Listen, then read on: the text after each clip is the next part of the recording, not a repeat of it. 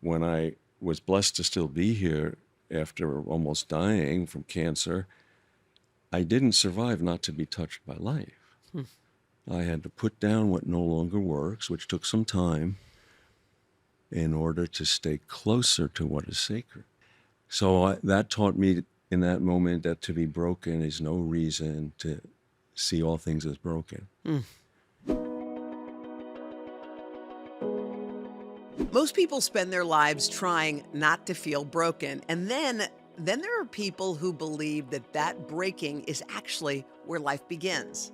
Mark Nepo is one of those people. He's a poet, a spiritual philosopher, a cancer survivor, and the author of the #1 New York Times bestseller, The Book of Awakening, a book that people turn to when they're searching for meaning, for comfort, or just a way to move forward. His work's all about staying open, listening to your inner life, and about finding connection even during the hardest moment. But here's what I kept thinking about as I was getting ready for this conversation. This all sounds perfectly beautiful, but is it actually livable? What does it really mean to stay open when you're hurting or when you feel overwhelmed or you're just trying to get through the day? And is there ever a time when closing off is actually the thing that saves you? Well, today we're going to go a little deeper with Mark, not just into his ideas, but into how they hold up in real life. I'm talking about the messy parts, the complicated parts, the parts we don't always talk about. I'm Hoda Kotb. Welcome to my podcast, Making Space. So first of all, Mark, I'm so happy to meet you in person. I'm somebody who, like many others, have had your books, The Book of Awakening. I gifted it to everyone, took credit for most of what was in it. I'm like, did you read page so-and-so? But it was one of those great books. So I'm happy to be sitting with you in person. Thank you. I want to talk about your newest book. But before we get to that, I do want to talk. I mean, you're such a beautiful soul, a spiritual teacher, a leader. What are you finding in this moment, Mark, that people are craving? What are people needing in this season right now? Yeah, and I think, and of course, I don't have any answers, but I'll speak to it. Yeah. I think, as in every age, we need to be directly connected to life and each other. Ah, And of course, things get in the way. And part of our work of needing each other is to move things out of the way. And so, one thing, this is a little story that my grandmother, my father's mother, who was more of a mother to me than my mother, but she lived to be 94, and she was in a wing of a hospital in Brooklyn, which before there was assisted living. And I came to see her as much as I could. And I walked in, and I saw her before she saw me, and she looked a little glum. And I saw her, and she perked up. I said, "Grandma, it's a beautiful day, like out here." And she said, "Oh," because she was Russian immigrant, Jewish. She never lost that beautiful, thick accent. And she said, "Oh, it's a gray day." Well, it wasn't a gray day. And I thought, oh, is she? She's 94. Is she not lucid? Well, she had one window, and the window was dirty. She'd been in there like 8 months. And I said, "Grandma, the window's dirty. I'll get it clean. Let's go into the courtyard." She looked at me, she looked at the window, and only as someone who was almost 100 years old, who crossed an ocean to be here, she said, "Got a dirty eye, see a dirty world. Got a dirty eye, see a dirty world." And I count that as immigrant wisdom. oh, I gosh. can't tell you how many times that saved me. So all of that to say, our windows Yeah. in our society, with our deep friendships, because of social media, the installation of technology, the being trapped in our own opinions, all of that, we got to clean our windows. How do we? Because that's my The God, that windows- metaphor. It's beautiful. How do we? How does one do that? You wake up in the morning and you're Yeah. feeling the heaviness of all of it. So what do you do to clean it? Well, and again, I can just speak from Yeah, my for you, experience, yeah. but let me back up and offer that in every age, great love and great suffering are the great window cleaners. Oh, It's like gravity. I'm not like advocating suffering. I don't, we don't sign up for it. yeah. But it's like gravity. We have to deal with it. And both of those things, the wonder and the difficulties, clean the lens of our heart, our eye. And so our first challenge is to face it, to face what is ours to face, to lean in to life and the moment, even a difficult one, without withholding nothing back. And if I still can't do it, I got to call you up and Uh-huh. say, help. Call a friend, yeah. So, for me, and we were talking about a year and a half ago, I had major back surgery. And oh my, for about 8 months before the surgery, I was in like chronic pain. And I had my cancer experience many years ago, but I'd never been in something like that. And oh, my compassion for people in chronic pain is so off the charts now. And so, even there, I had to face what was there, the fear, the pain, and and get close, give my heart's attention to the nearest piece of life before me, to reach out to people around me, to be in close contact with what was not in pain and not afraid, Oh, that's interesting. while I'm not to run from, but in with. So be in close contact. Okay, so you had back surgery, and I think people at home have been through, they all have their cross to bear, whatever it was, Yeah. debilitating. So you have this debilitating back surgery, and you're an active guy, you're speaking all the time, you couldn't do anything. No, I couldn't You do were anything. stuck. I was So stuck. what did you do? Like, tell me a little bit about those initial weeks. How did you get through it? Because that awakening that you're describing sounds profound and amazing. How Yeah. did you get there, and how does somebody else get there? Well, I think the first thing is I couldn't, suddenly I couldn't get into the bed. I couldn't Oh, shower. I couldn't do anything. And so the first thing was I had to accept the help of everyone kind enough to help was me. that hard or was that easy for you? No, like when we're in those situations, we're broken of the image we want to hold for Yeah. ourselves. Our job is really to be who we are everywhere, even below how we see ourselves. So I was just there and I said, thank you, thank you, thank you. Mm-hmm. But I had to do. I'm pretty centered, I think, and I go pretty slow. Boy, did I have to slow down even more. So, during that time, I couldn't lift a coffee mug and a cup at the same time. And now that I'm well, I kind of like lifting them one at a time. Slowing it down. Now, why did it take me over 70 years to learn that? Well, apparently I needed that lesson. We're always right on time. But one other thing about that, and is a good example, concrete example. So before I knew what would help, before I had surgery scheduled, I would struggle to get up into my study, which was on the second floor, and I would sit in my chair, and I had the fear: is this the way it's going to be Right. now? And I had the pain. And then I said, everything I've always believed in and tried to teach I said, what's the nearest thing to me that's not afraid and not in pain? Not to run from, but to What was ground me. that? What did you? It was the floor under my feet. Oh, It was the ceiling above, and then it was the sky above the ceiling and the earth holding up right. our home. So this is not new, but this leads to another story that's an ancient Hindu teaching story, anonymous. I love these. So in this story, there's a master and apprentice always. And in this story, the master's really annoyed with the apprentice because he complained. So the master says, get a handful of salt, put it in a glass of water and bring it to me quietly. So he does. He says, drink. He drinks. He spits it out. And the master says, what's the matter? He says, it's bitter. Get the same amount of salt, put it in your hands and follow me quietly. So he does. He leads him to a lake. He puts the salt in the lake. He says, drink. He kneels. He scoops up the water, dribbles down. He says, well, he says, it's fresh. The master says, stop being a glass, become a lake. Mm. Stop being. So that Yeah. ancient story is very much tied to what I was going through or intuitively trying to do with the chair and the pain and the floor and the ground. We cannot eliminate pain or fear, but we can right size it. So that means we have to enlarge our sense of things.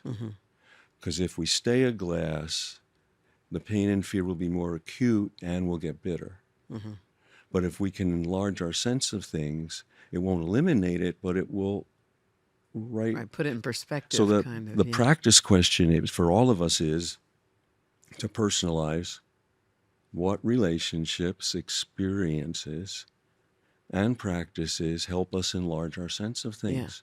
So when fear and pain say hello, Yeah. We recoil. make Right. us a glass. Yeah. Well, then we don't have to reinvent the wheel. We go, oh, that's right. I listen to this piece of music, or I read this passage, or I go out in the woods, or I garden, or and then if I'm stuck, then I got to call you up and say That's help. so interesting because there's always the story, and we had that of like a kid twists his ankle and is in a boot before vacation, or, everything. You have this beautiful plan, and all you can imagine is how amazing it's going to be. And right before it happens, something goes wrong.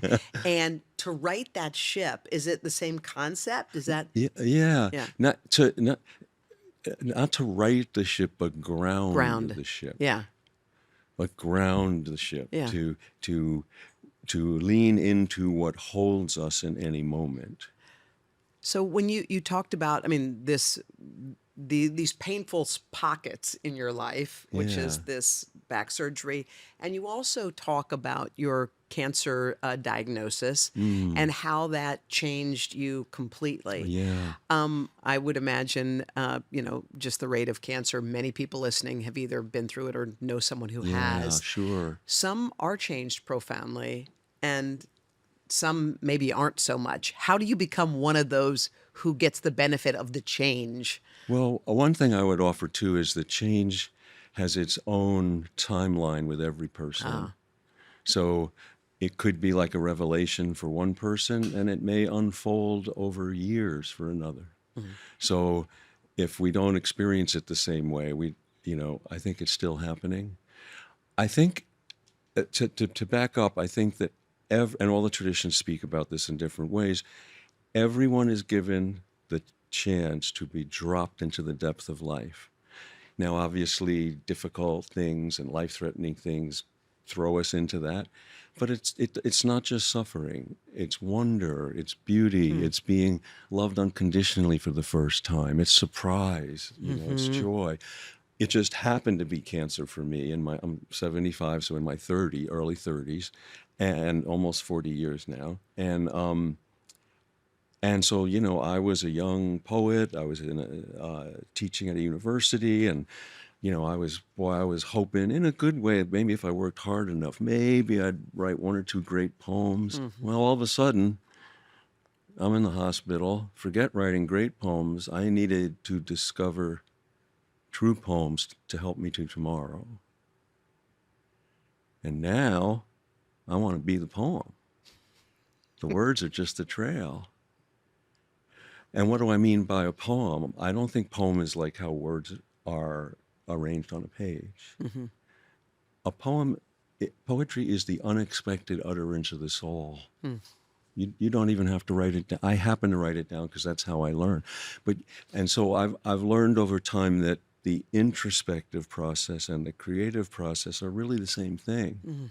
So back to what happens when we're thrown in these really frightening situations. We're asked to drop all of what we think are requirements. Like, I'm Jewish. I was raised Jewish. Almost dying from cancer made me a student of all paths. All my books, all my teaching. It challenged me to believe in everything. So I was blessed to have, I had a devout Catholic woman bring me a rose petal in one of those soft gold purses because she believed that it had fallen from the sky in the Philippines, dropped by Mary.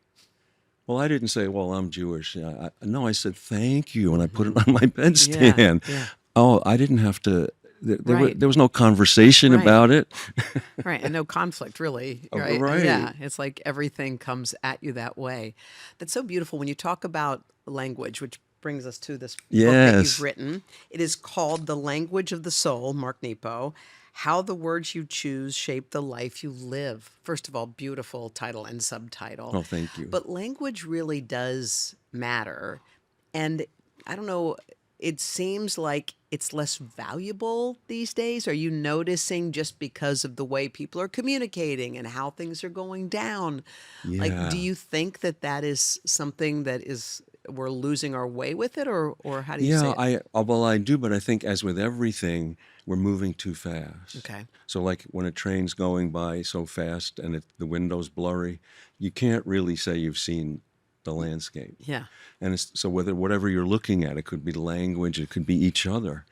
That's why when great love and great suffering stop us, I could see you at work for 10 years. But then when we're stopped, I go, oh, it's you.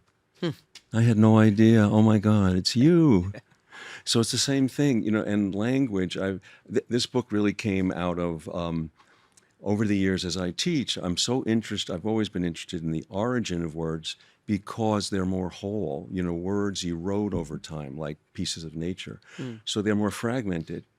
So, words, when we go back, they're really more helpful. So, a couple of examples. So, the word academy, Mm-hmm. which we think of the word academic, Mm-hmm. it's dry, it's intellectual. Oh, no, that's not what it came from. It came from Plato in ancient Greece. And we think of him as this Yeah. amazing, right? He was this guy who, like we're talking, he was curious about what's going on? Why are we here? And he had a group of people who wanted to talk. He didn't have a formal school. They walked. Mm-hmm. They didn't even have a classroom. Mm. He had a rich uncle who left him an olive grove. Mm. So he said, hey, we can walk there. Well, the ancient Greek word, academy, means sacred grove. Oh my gosh. Well, that's interesting. Well, Right. right. Wow. So what we're talking about, what restores us, what helps us get through this film of isolation, that helps us when we're in trouble, is what's your sacred grove? Mm-hmm. Mm-hmm. What's your sacred grove? Where do you walk and find out and look into what it means to be here and discover that we're the same? Mm-hmm. Another amazing word that's really, I think, helpful today, and that's the word sacrifice. And we know sacrifice, oh my God, Right. And what it means, and people, whether it's the healthcare workers during the pandemic or soldiers who sacrifice even their lives, and that comes out of a deeper soil. The original word sacrifice means giving up what no longer works in order to stay close to what is sacred. That's the definition? That's the original definition. Wow. Giving up what no longer works in Right. order to stay close to what is sacred. So this applies very much to all the things we've been talking Yes. about. How do we stay connected when we're faced with a cancer diagnosis? Mm-hmm. The things that worked yesterday may not work today. Mm-hmm. And so we have to honor them and put them down and say, what might work now? What might work now? So a quick personal example, around my cancer journey, I grew up in a difficult household. I was the one sensitive child with the group of people who really like to poke and make fun. And so I quickly learned how to, I called it my catcher's mitt. Oh. I could always be hurt but never surprised, and I would never look at my hurt till I was alone in my room. Well, fast forward, that became such a reflex that when I was blessed to still be here after almost dying from cancer, I didn't survive not to be touched by life. I had to put down what no longer works, which took some time, in order to stay closer to what is sacred. Beautiful. I just want to talk a little bit about your background, if that's okay. I mean, I Sure, find of it so course. interesting that you are such a kind of spiritual beacon, even though, as you preface everything like, this is just me, I don't know, but it touches everybody.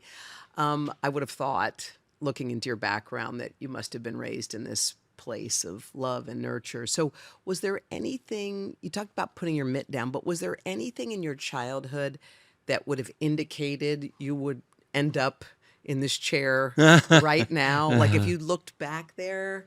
Well, I think there were a couple of things. And you know, and certainly both my parents have been gone now 13, 15 years, and Yeah. I understand them better. You know, they grew up in the Great Depression. My family were all kind of children of the Holocaust. So my father was a master woodworker. My mother was a bookkeeper, and wove quilts. Both highly intelligent, both voracious readers, both very literal minded, and really because focused on survival. For my brother and I, they got a mystical poet for a son. You know, we didn't speak the same language. Right. You know, I think, you know, I would ask questions and they'd go in the bedroom and go, what do we do with him? What's You happening? know, Yeah. and so I understand that more now. But my father's mother, my grandmother, who I mentioned, she was the spiritual bedrock. We never talked about it, but just her presence. She was the first one when I was a little boy to speak to me soul to soul. I wasn't sure what she was saying, but You felt it. I felt like she was saying, "You are enough. Just pay attention. You are enough. Just pay attention." And then, you know, so I do think, and my father was an immense creative force. Now, he worked with wood, and I of course, worked with a different medium. But there's no question that I've got so much of that force from him, that creative force. I was reading, I mean, there were so many beautiful passages you've written. This one is about your dad, and I loved it so much. You talked about while he was working on his boat, which was something he loved, and you write this: watching the boat grow through his labor is mysterious and compelling. It opens a side of my father I don't really see anywhere else. He's expansive, unguarded. Seeing my father's unconditional love of work and effort, I'm drawn to him like a magnet. I want to be in this moment with him. I want to feel what he feels. And then you write this: all of my father's greatest lessons come when he wasn't aware that I'm watching. Yeah. Yeah, he never talked about it. And I remember one in particular, he built a 30-foot ketch wooden boat that I spent a lot of my youth on. And then he would later, like in his 40s or so, he built these half models that they were half because they would be mounted on the wall. He would make them in great detail to actual prints from sailing ships. Wow. And I remember 8, and we had see-through stairs in a small home on Long Island. And I remember on the top step, kind of, you know, seeing through the stairs. He didn't know I was watching. Had tweezers, and he was placing this thread-like rigging in this boat. And, you know, these lessons, what I felt, I didn't understand till decades later. I'd never seen anybody so immersed in something. And I felt like he was sharing with me the secret life of detail.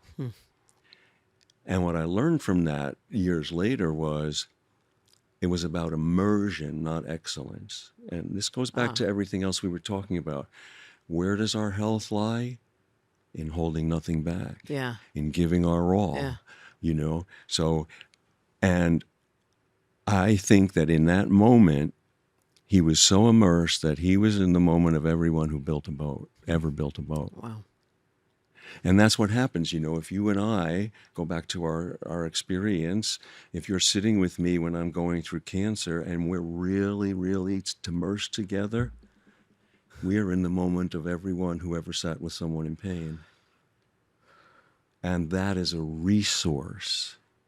That's why it's important to feel what's holding us under our particular pain. You talk about cancer, and I was trying to imagine this chapter of your life, and it seemed tough to me, but you dialed your parents' number when you were sick and asked for help. Yeah. And they did not come. Yeah. Yeah. And that broke a cord between us. Yeah. I know, I mean, I don't know because we never really talked about it, but I think they were afraid, and Yeah. I think their fear got the better of them. Yeah. I think it kind of paralyzed them. Oh, but it was incredibly hurtful. Well, I was here, I was in New York City, and I had a very rare form of lymphoma, so I needed to go to Columbia Presbyterian to get it diagnosed.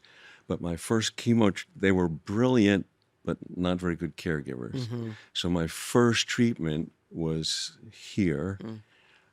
I wound up staying with my former wife and a dear, dear friend in a Holiday Inn. And the only medicine they gave me was oral. So I couldn't keep it down. And this was a few weeks after I had a rib removed. Mm-hmm. So, of course, I got sick over and over and over again. And this is when they were 30 miles away. We called them, and they just froze. But the more important lesson of Yeah. Tell me. that night was eventually we did go to the ER, but we just kept feeling like, well, this can't go on, and it did. and but so I was exhausted. Two things happened. I was exhausted. I was sitting on the floor with my elbows on my knees, Hmm. and my former wife, in frustration and pain, blurted out, "Where is God?" Hmm. And I don't know where it came from in me, and I whispered, "Here, right here." And I think all my books, Ooh, I have chills. all my teaching, all these years has been to try to understand what came out of me in that moment. And I realized in my exhaustion and pain, as the sun was coming up, as we were getting ready to go to the ER, that somewhere nearby a baby was being born. Hmm. And somewhere nearby a couple was making love for the first time. And even somewhere nearby, maybe a father and a son were speaking for the first time in years. So that taught me in that moment that to be broken is no reason to see all things as broken. Hmm. And That's a very important statement. yeah. Because once you see the dark side, sometimes that's all you see, right? Well, and that's one of the things that to be gentle with ourselves. As human beings, we tend to inflate or deflate our experience and our sense of ourselves. Mm-hmm. So the important, I was broken. Well, the whole world's not broken. I was in pain. The whole world's not in pain. Thank God. Thank God, because it was that wholeness, Mm-hmm. which, not to run from. No, I was still there, and I still needed to go to the ER, and we didn't know what. But just like the floor under my Uh-huh. feet when I had my back Uh-huh. later, then all of that wholeness was holding me in my Mm. moment of trial. You and your father did, you repaired later in life. Yes. And you described beautifully what, I mean, it was after he had a stroke that you came back because you got a call from your mom. But what was it like seeing your dad that way? And did it feel like repair? Like, were there words, but like, what happened? Well, we connected a little before Okay. his stroke. He was in his late 80s when I reached out to him, and we started having phone calls, and then when he turned 90, I wanted to see him, Mm-hmm. and so we did. I did see him, and then it was about a year later that he Mm-hmm. had this stroke, and so I went to see him, and it was remarkable. I mean, you could say, well, gee, what about all those years lost? Well, that's just not how it worked out for us. But I had moments with him that were a lifetime in a moment. He was at one point, he was in the hospital. We didn't have a private room. There Yeah. was sounds and Yeah. blaring and Yeah. everything, right? Yeah. And all of a sudden, he was looking out the window, but from a depth that I had not seen him look Mm-hmm. at anything ever. And then he gripped my hand very tightly, and he didn't say anything that he couldn't. And I knew he was looking into eternity. Hmm.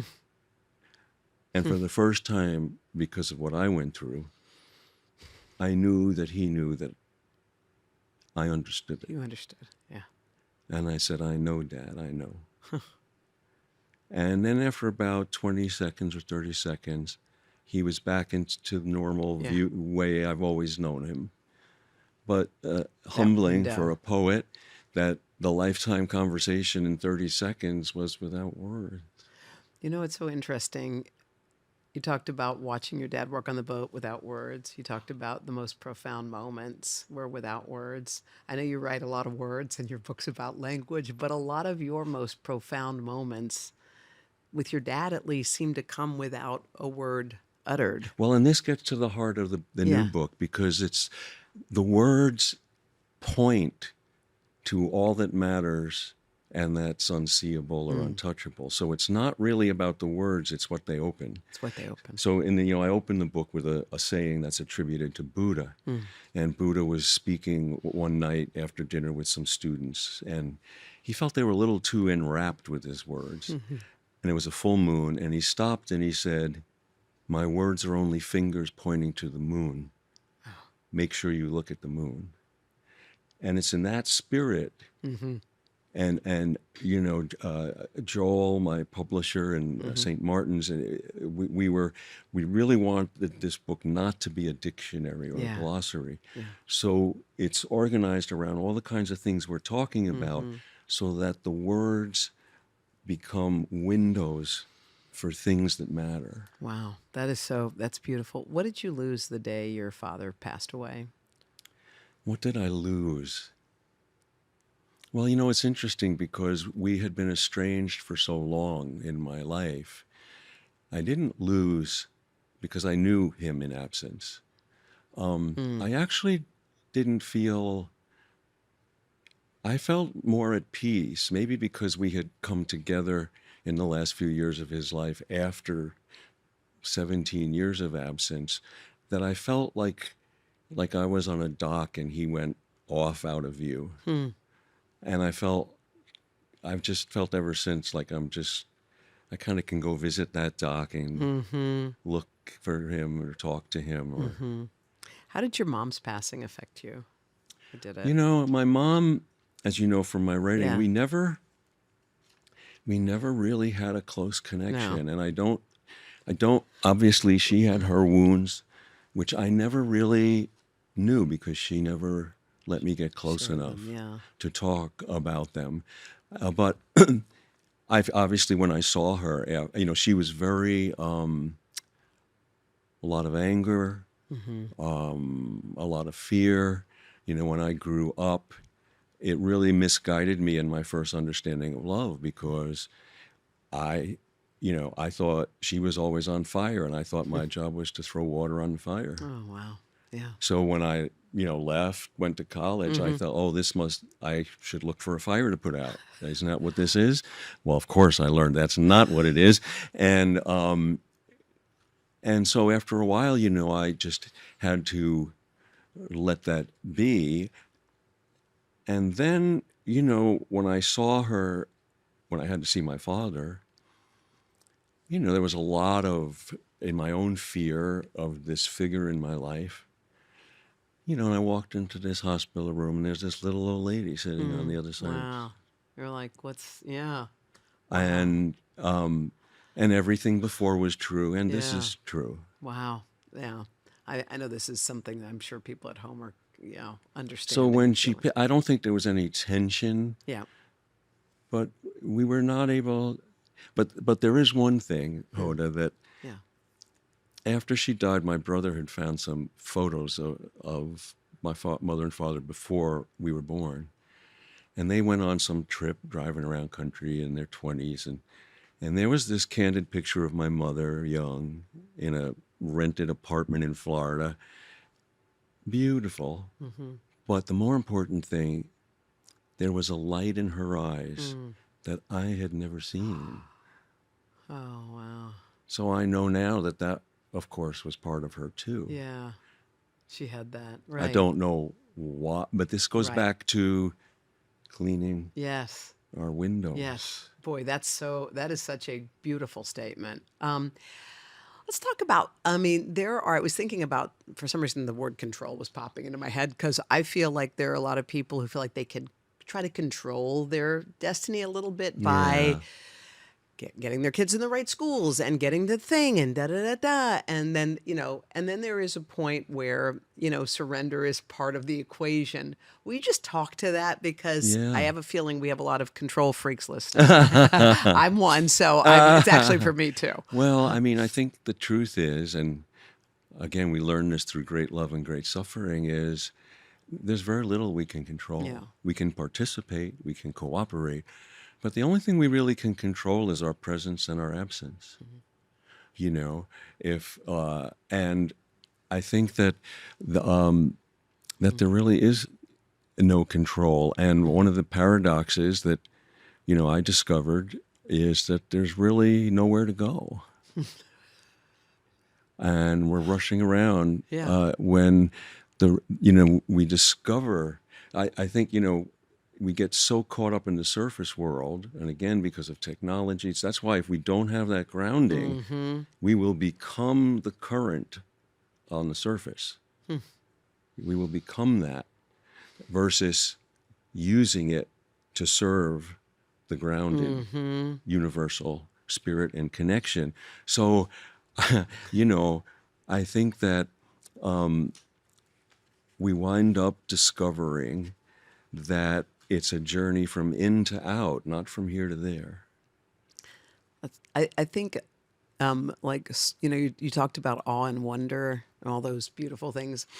So I was on a flight like a week and a half ago, and I sat down. The guy sat next to me, and he asked if I was at some AI conference, which is the opposite of where I'd ever be. I go, no, I don't. And he said, I've had a heaviness in my heart lately. And I said, oh, what happened? And he said, I saw an image of a little kid in an orphanage somewhere with a protruding belly, and I just couldn't sleep. He said, I woke up, I can't sleep, I couldn't sleep, I couldn't sleep. He goes, so I looked at the picture again. I found the photographer. I tracked the photographer down. I found the orphanage. I found how it was run. I did due diligence to make sure it was, a legit place. And he said, and I sent a bunch of clothes there. And he said, this little boy's name's Freddie. And he showed me a picture of Freddie wearing this beautiful shirt. And I got tears in my eyes. I'm listening to the guy. And he says, yeah. And he said, and then I said, well, how much does it cost to feed the children? And he said, well, the guy said, well, it's $231. He goes, oh, is that per day or per week? He goes, and that's a month for all these kids. So he starts doing that. So we have this beautiful, profound airplane conversation that just goes on and on. It's so deep and beautiful. I just sigh when I feel cracked open. So I'm leaving the plane. There's a man pushing his wife in a wheelchair. They're in their 40s, and a little girl who's 4, who's their kid. Cute as can be. Anyway, I'm walking, and I don't know if she felt my cracked openness. This girl slipped her hand in my hand and just walked with me. Just walk with me. I looked at her, and her dad says she's super friendly, and I was like, well, lucky me. She goes, my name's Bree. I go, hi, Bree. And so we're walking, not saying much. And then we get to she has to take the elevator. She goes, I got to take the elevator with my mom and dad. Will you wait for me at the bottom of the escalator? I said, yeah, I will. So I waited for her, and she held my hand all the way out. And I thought to myself, what a beautiful 3 hours. Like, I felt cracked open on the plane, so much so that a 4-year-old felt like, there's a hand. I'm going to go stick mine in there. That's beautiful. And it's just, I was thinking about looking for awe. Like, and I was thinking, how do you capture that? Like, how do you do that again? Like, how do you not miss that? Well, I think, and that's such a beautiful story, but let's go back to the gentleman. Okay. And, this is leaning in. Yeah. The word trust means follow your heart.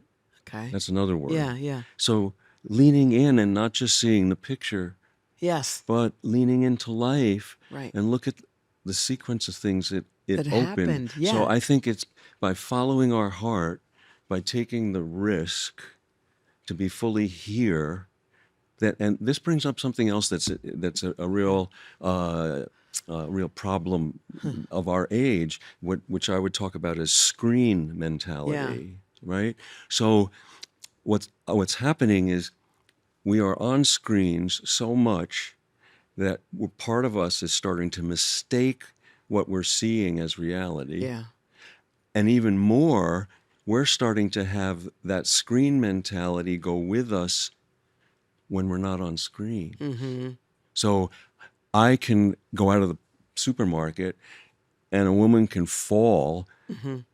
dump all of her groceries, scrape her knee, and I go, oh, that's terrible. Click. Mm-hmm. What's Mm-hmm. next? No, Mm-hmm. she's sick.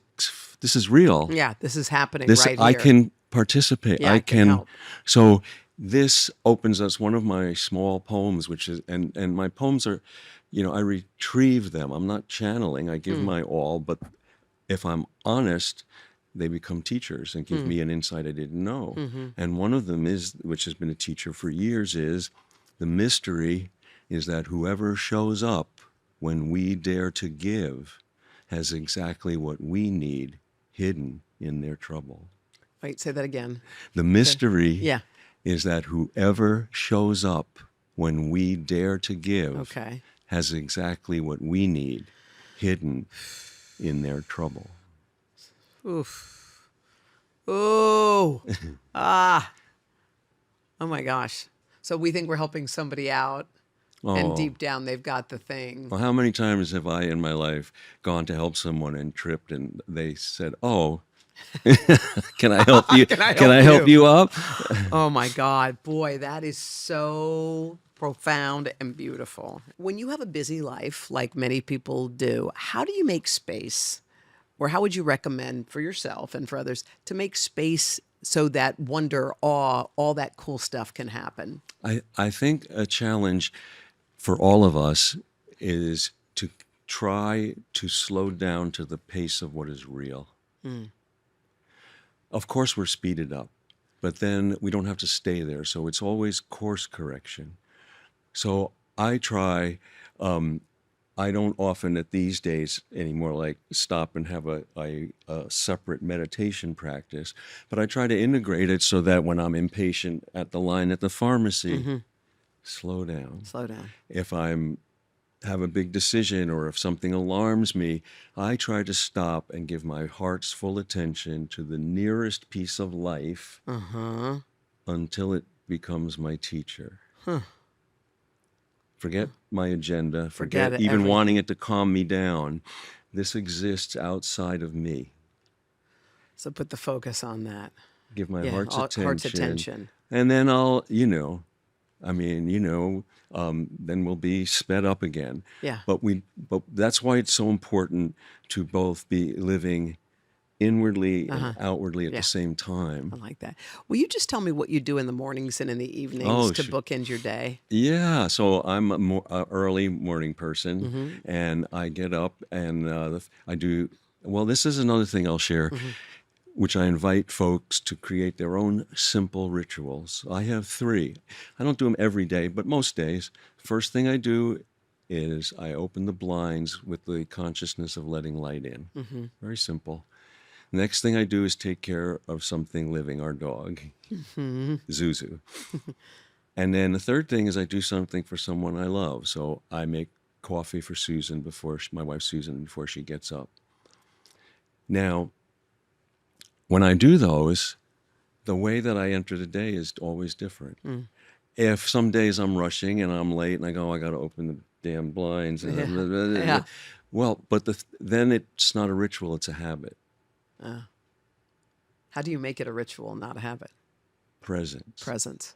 So you So, say, I'm letting light in right now. well, and the thing is, we have this gift. If I'm in that and I'm going, oh God, I got to take care of the dog. Geez, I can stop and back up and start over. Yeah. Yeah. So how do you frame it?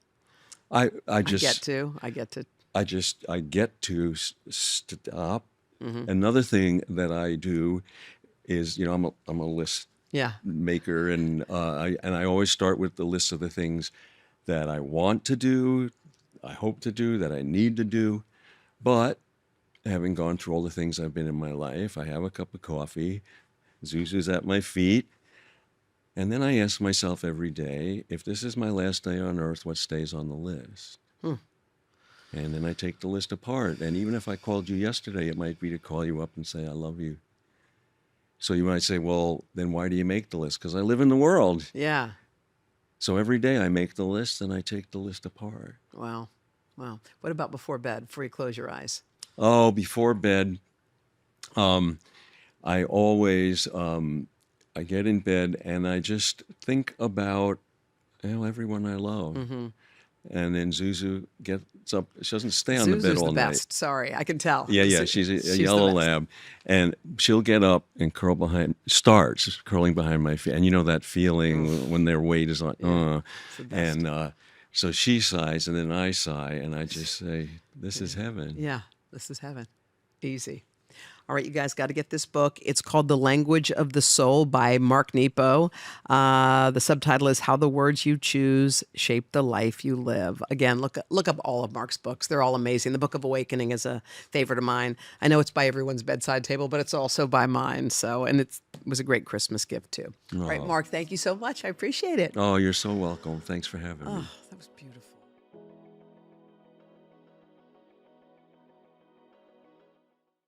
Hey, thanks for watching. And don't forget, you can catch the Today Show every morning on NBC or take Today when you're on the go. Just follow the Today podcast on Apple Podcasts, Spotify, or wherever you listen.